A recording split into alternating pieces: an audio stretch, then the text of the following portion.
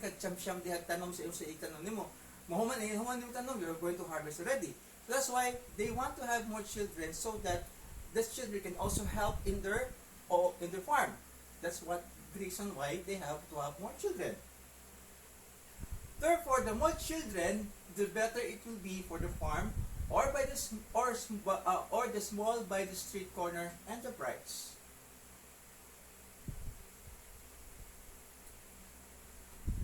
Okay. Sorry.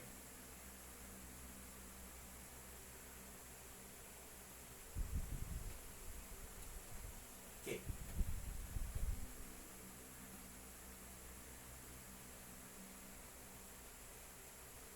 Urban families, however, for those who are used to city life, okay, urban families limit their children because parents are committed to the respective profession. Now, what I'm talking about are those families that are middle income earners, and also those average income earners, and also those really well-to-do families. Okay, urban families limit their children because parents are committed to their respective profession. That's true. Because if they have more children, okay, they cannot care for all of them because they're also busy working. These families also have their sights on a long-term savings plan. That's also another reason. Okay, most of these families, they think also in terms of savings.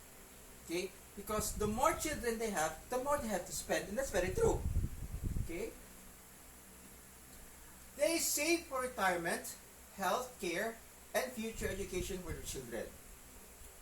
With both parents working, neither has the time to devote to having children. That's why at present, there are couples, married couples, who still do not have children because both of them are working and they don't have the time to devote for both of them, so much more that they have to devote for a single child. But I'm not saying that having a child is not good. It is the gift that God has gave us. It is the power that God gave us to procreate. Okay. However, rural families view multiple children and large kinship networks as critical investment, like what I mentioned earlier. Okay, why? Because their houses, okay, can become the retirement homes of their parents. Okay, so when the children also have the families of their own, when they get married, okay, the houses that they grew up will become the retirement homes of their parents, who will then proceed to take care of their grandchildren. That's true in the rural areas, di ba? Okay, I think for those of you who come from the provinces, you also have experienced this. Like for example, okay, your parents sometimes have to go to work or have to go to farm. Who will take care of you? Your lolas and your lolos, correct? Oh, di ba? Okay, urban families, however, may not have the same kinship network anymore because couples live on their own and because they move out of their farmlands. Not only of their farmlands, because in urban setting, when the child grows up into adulthood and starts to make their own family, what they usually do is they usually have to be independent and go out of their own and make their own lives of their own.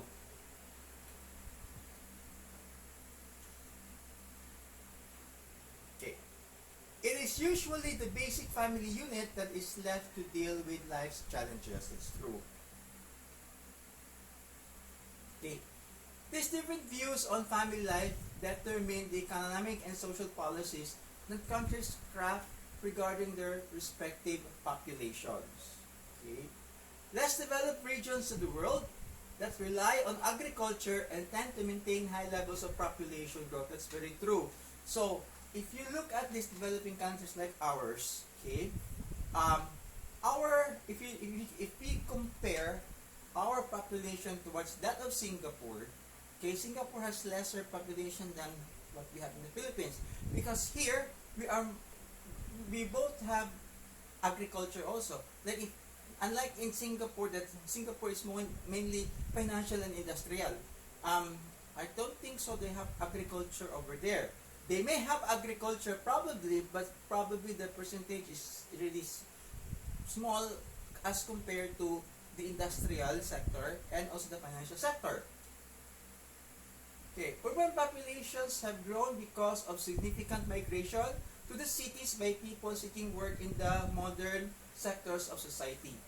This is where the problem lies in, because there are some people from the provinces who have this notion that living in the city is better than living in the provinces, because they tend to think that if you go to the city, more opportunities will be given to you.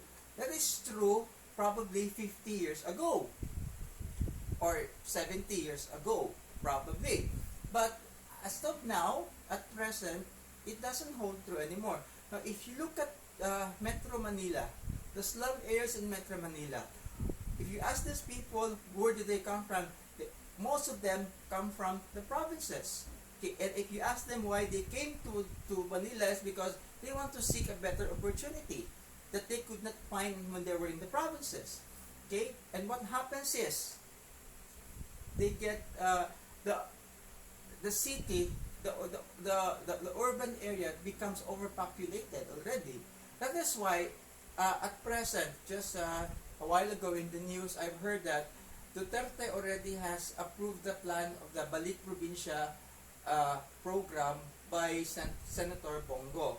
So this program entitles all those from the provinces to go back, or those from the provinces who are living in the city, to go back to their provinces because they'll be given opportunities there.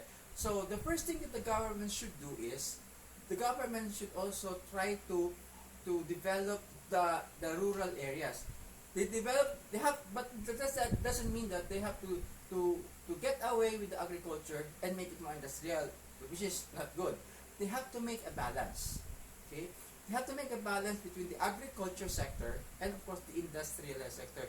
Because if you get rid of the agriculture side and you concentrate more on the industrial side, one thing that will affect is our environment. Okay, as you can see, before the lockdown, before this ECQ that happened to us, okay, our roads, our cities are so polluted. Okay, but because of this ECQ now, they say that the earth has, the environment has healed itself. Okay, so that is one thing. That's my point of view. I don't know about yours. Okay, international immigration plays a part on the increasing population of a certain country, and that's true. Okay, if you go to any countries